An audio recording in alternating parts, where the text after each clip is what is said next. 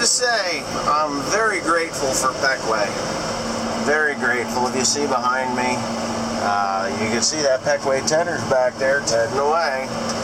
I don't like to run too fast. I'm going somewhere around, well, I'm going 6.8 miles an hour. Could go a tad bit faster.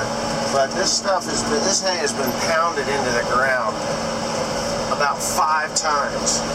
We've had somewhere around 4 inches of rain on top of it, which is never any good.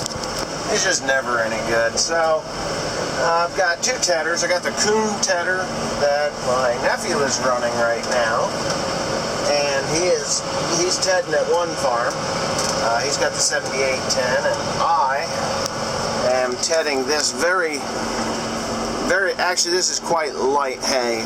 This ground was given to me to farm this year. The fellow that owns, or not the one that owns it, it is actually, this farm is up for sale, but the fellow that farms this, he's gearing up to go out of business. So I'm fortunate enough to be friends with him, and that should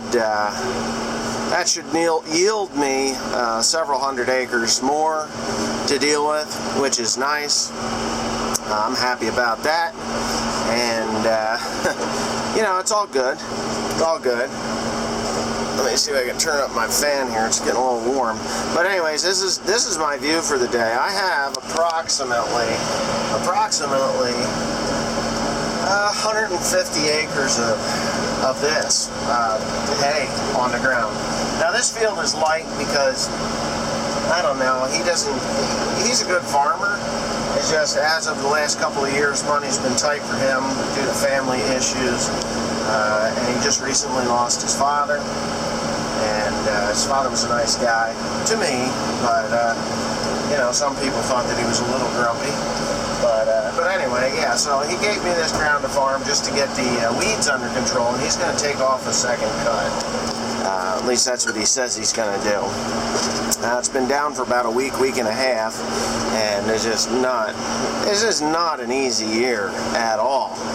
But my grass could look like that, and that's another farmer, a different farmer. He didn't even put fertilizer on this year because the price for grass hay has deteriorated in the small bale market to the point where a lot of these guys just couldn't even, they just couldn't even afford to put fertilizer on their hay, which is sad. I mean, to me, it's a crying. We're not all immune to bad times, and I haven't said this to anyone in YouTube world or anyone that I just don't like to talk about it, but I was sued by my ex-wife about, well, it's going on 2 years now. She sued me, and it cost me close to $60,000 in out-of-pocket to lawyers and everything else. It was a very expensive ordeal. I wasn't happy about it, but I got through it. And anybody that knows me knows that I pay my bills, and you know, I do. I always pay my bills. And you know, life is what it is. I do have some tractors for sale because I need to sell them.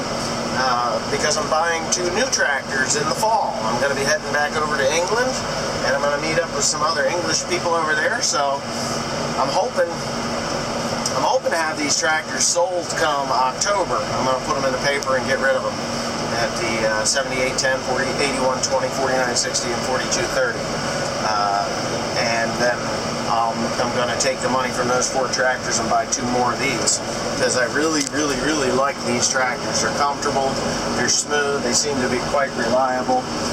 Anybody that's owned a 7530, 8530, I'd probably just stick with the 73, 74, 7530s. I actually want to buy a 7930 from over there and get another one of these 7530s in its smaller counterpart, the 7330, because just for fuel economy, I think they're just wonderful. So that's my plan anyway. But yeah, when anybody that's been sued, will know that it's very expensive. I mean, really expensive, and nobody wins, especially if you're being sued by an ex-wife. She didn't win. I didn't win. It was like World War I. Gave up. She stopped suing me. Actually, I just ignored her after a while. And my lawyer says just ignore her, so I did. And things got a lot cheaper after that. And, you know, it's all good. I mean, it's fine. It just really sucks to be sued by somebody that you used to love very much. And I can honestly say that I would have lived the rest of my life with that woman and would have been happy to do so. But, you know, we all have different plans, I guess. I didn't have different plans, but I guess I do now. But anyways, enough of that yammering on. I'm going to be doing this for quite some time. Like I said, I got 150 acres to do. Cody is working up north there, and I'll be working down here. There's 55 acres on this farm, and you know what? I got closer to 200 acres on the ground. Because there's 55 acres on this farm, and then there's 60 acres on this farm, and there's 62 acres over on the other farm that I got to do. And then I remember that I got a 9-acre field that has to be done over by the radio station. So, and plus what he's doing, which is going to be rather a fantastic amount of hay. It is so thick that it was actually choking the mower. I was surprised. But this hay is thin, like I said, and I'll get you into the other field and you can see the difference between this thin stuff and that over there. This was inundated with a creeping Charlie, I think is what it was called. And I put a good hefty dose of 2,4-D and Banville on here and kicked its ass right out of here. I think it's pretty clean. Dad was the one that mowed it, and he said that it was very clean. So there was a couple of spots that weren't, but we'll come back in with a recovery after, I don't know, after it comes back up. I can come back in and hit it with some more Banville or maybe Clarity, one or the other. But anyways, thanks for watching, and stay tuned for the rest of this video, which is just going to be me chasing after wet, damn. Okay, so I decided to talk about baling twine. Baling twine. The variations in baling twine are immense, and most baling twines follow the standard of average knot strength, and there's only a couple of companies that produce baling twine that actually follow a minimum knot strength standard. So if you go and you get Titan baling twine, or even New Holland baling twine, or any off-brand baling twine, what you're getting is an average knot strength twine. So, and that, I think I've covered this subject a little bit before, but Krone baling twine follows the same standard as, say, Cordex Agri baling twine. Cordex Agri baling twine runs on the minimum knot strength. So if they make 100 knots and test the knots for knot strength, say for 440-pound knot strength twine, and you know that's where they're expected to be with 440-pound knot strength twine. The minimum knot strength on that 100 knots is 440. Anything below that, that's when you'll see a 400-pound knot strength twine. Whether it's a batch that didn't go up to snuff, they'll sell it at a cheaper rate at the 400 knot strength twine quality. You're probably going to be on the high side. I've seen 425-pound knot strength twine that is packaged, and they claim that that is the minimum knot strength. What that is a failure in the mix.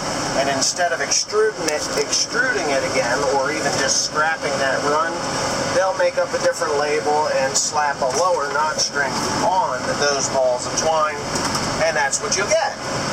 So the Krone twine that I'm using is a 650-pound knot strength twine. I'm baling bales that are 94 inches long, 3 by 4 by under 8 feet, 94 inches. I'm 4 inches under 98 inches, or 8 feet. So, but I run that 650-pound knot strength twine. Now, I have bought 600-pound knot strength twine from Cordex Agri, and it worked wonderfully. I thought it was great. It's a little thicker than what, the twine is a little thicker than what you will get in you know, in the crone twine. Breaks. The crone baling twine, as you're going to see, I'm going to fold this bad boy up. The crone twine actually has a 700-pound knot strength twine, and that will work in my baler. Now, if you go over to say Messick's and purchase either type of this baling twine, whether it's Cordex, which is an excellent twine, by the way, I love them. I'm running the crone twine because that is a higher knot strength twine than what I can get from Cordex. A little more abrasive than Cordex Agri, but it's a good twine. Titan twine, not for me. I won't run it. I'm sorry, I just can't do it. I used to run it. It's a cheaper twine, but in the end, this is it's the old adage: you get what you pay for. And when you're paying a cheaper price for an inferior type of twine, that's what you're going to get. I have to get as much in my bales as I possibly can with as little problems as I can possibly have. And look at that, I got water there. Can you believe that? So if you're happy with say these off brands at 440-pound knot strength twine, just keep it in the back of your mind. That's an average knot strength over 100 knots that they produce with that twine. So some of that twine is going to be 480, and some of that twine is going to be 420. So pound knot strength. So if you would go ahead and buy, say, a 420-pound knot strength twine, that is the minimum, then you're getting basically the cheap off-brand of the 440 knot strength. I like my crone twine. Yes, it is a little more expensive. You have to order it in advance, but no matter what, it's a quality twine. It's going to work really well for your application. You cannot use the higher knot strength twines in, say, the Massey Ferguson Heston without major adjustments to the knotters. New Holland is another one that you need major adjustments in your knotters. So, just be aware. Talk to your manufacturer of your baler before stepping up to a higher knot strength twine than, say, the 550-pound Cordex Agri. Anything over 550-pound knot strength twine, you're really going to have to talk to your dealer, your equipment manufacturer, equipment dealer. They can get you pointed in the right direction. But anyways, I hope that helped you all out. Yeah, my crone baler is a non-adjustable baler, knotter. It's one of those set it and forget it. It doesn't even have malleable steel knife arms. You smack that with a hammer and it's going to break. So it's set for up to 700-pound knot strength twine, which I haven't used yet. I don't feel the need. You know, I probably will when I buy my next baler. That'll be an 8-tie baler, and I'll be putting over a ton of hay in each one of those 3x4 bales. So yeah, so that's the story. Anyways, thanks for watching. I hope you enjoyed this deal, and probably watching the tedder behind me playing in the wet ground here in Delaware Township, New Jersey. You know, everything seems to be working pretty good though, and it is drying at a phenomenal rate. We got a great breeze, and it's not really hot outside, but the sun's a shining and a good breeze, so life is good again. The sun's a shining. Alright, talk to you tomorrow. Check this dude out. I got my camera, so I don't want to get too close to the little stinker. Oh, there he is. I think we had a black cat. It's a black cat, alright. Come here, skunky skunk. His tail's up. I don't want to get sprayed. That'll ruin my night. Teresa wouldn't be. Oh, it's just two-striped skunk at that. Let me get up here. I don't know how high them little bastards can spray, but... Well, ain't you cute as a dickens, ain't you? I bet you smell like hell. Hey, let me tell you something. He's got 2 stripes. You ever notice some damn things are just so clumsy? No, they don't have to be smart. They stink so damn bad. That's right. Yep. Someone wants to eat it. Yeah, right.